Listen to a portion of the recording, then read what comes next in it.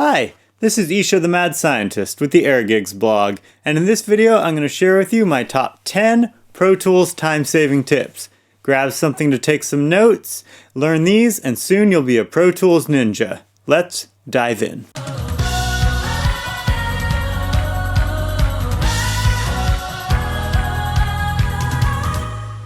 Tip number 1, Cascade Input Routing. Let's say I have a bunch of drum tracks and I need to set the input. Instead of doing them one at a time, I can hold Shift Option Command on a Mac or Shift Alt Control on a PC, select my first track to my last track, then hold down all three of those modifiers, go to the first track, select Input 1. And you will see that now I have input 1, 2, 3, 4, 5, 6, 7, 8. Perfect when you have like kick, snare, hat, toms, etc. Tip number 2, all selected output routing. Let's say that I made a aux track for all of these drums. And then I wanted to route all of those drums to the same bus. I could select the first track, select the last track, and then again use that Shift Alt on a PC or Shift Option on a Mac command, which is basically all selected. And then I can come up here to any of the tracks and select my bus 1 and 2. And now all the tracks are going to that aux out. Tip number 3, effect sends to a new track. This is a quick way to make a reverb instead of making an aux track and then having to set up the bus. So check this out. If I wanted to make a send from this track, I can come up here and then make a send to new track. Up here, stereo aux input, and I can name it reverb. And then it also names the aux track reverb and the bus reverb. And then all you have to do is insert the plugin.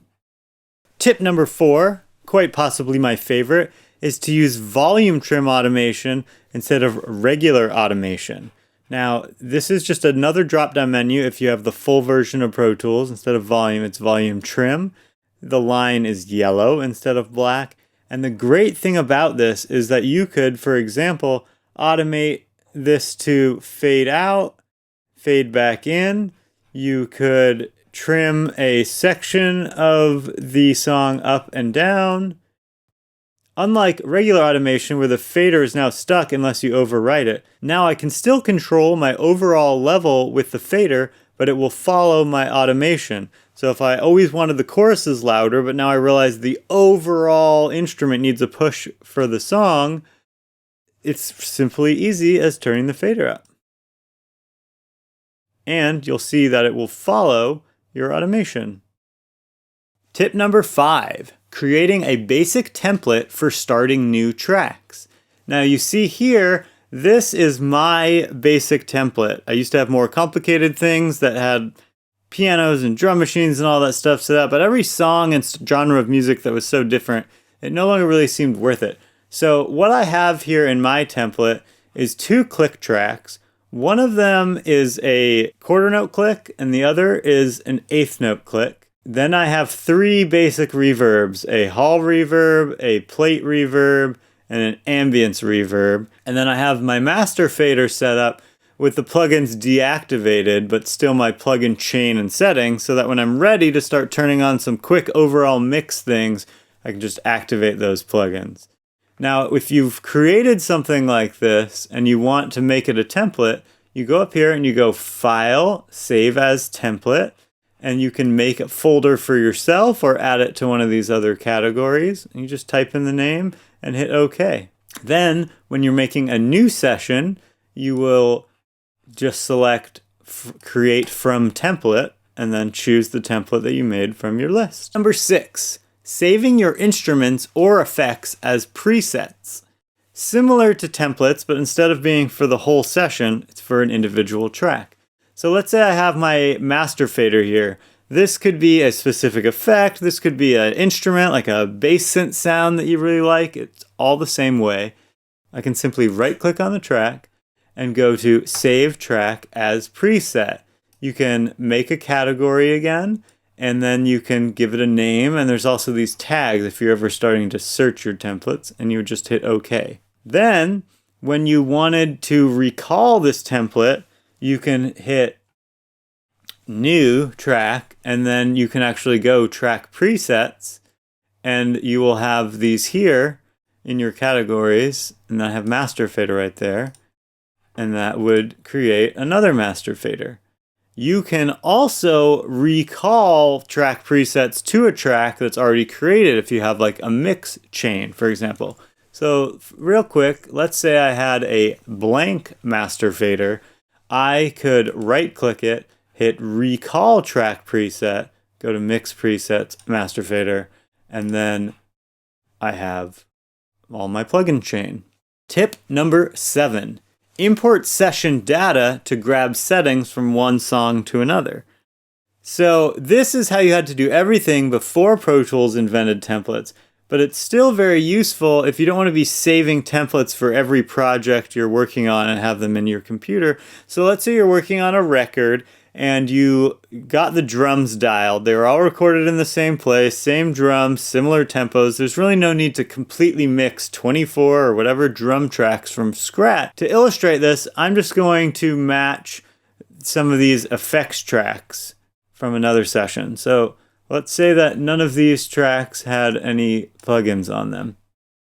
If I went to File, Import Session Data, and then I went to another one of my sessions, then I can actually hit Match Tracks, and you'll see that it matched all these names. If you have tracks that are different names, it's not going to mess with them at all. Then you can choose what settings. You have to come here.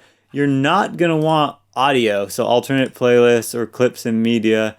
You may not want volume if you have automation, but you can definitely get all your plugin settings and reverb sends. So you would select what you want, and then you would simply hit OK, and then you will see that I just grabbed all my plugins, so I would have my mix set up much quicker. Huge time saver. Tip number 8, offline bouncing. Basically, when you go into the bounce to disk window, there's this little offline button on the left. Now you can bounce your mix quicker than real time. This can save you a lot of time. If you have a lot of plugins, sometimes it's not as fast. If it's a simple session, it can be very, very fast. If you're printing out a lot of stems and you're printing the exact same thing over and over again, now I'm soloing the bass, print it out. Now I'm soloing the drums, print it out. It's going to save you literally hours of time. Tip number 9, get yourself a full-size USB keyboard. Some of the newer keyboards end here, and you're really going to want to have this number key or 9 pad. And the reason for that is that all these buttons do specific things that you can't do with quick keys in Pro Tools any other way. For example, Command 1 brings up your transport, Command 2, session setup, Command 3, big counter, and even without Command 2 can be fast forward, and 1 can be rewind. All these buttons are really helpful and save me tons of time. Tip number 10, dual monitors. Get yourself a dual screen monitor setup or a very wide monitor setup. We're always dealing with real estate issues when you need to see lots of things on the screen at the same time, and being able to have your edit window on one side and your mix window on the other is really helpful. Or just the ability to tweak plugins over here on one screen, while on your left screen you can still choose where you want to be and bounce around in the song. Thanks for watching. I hope these tips really improved your workflow. I'm curious, do you have a favorite one? Was one of these a surprise?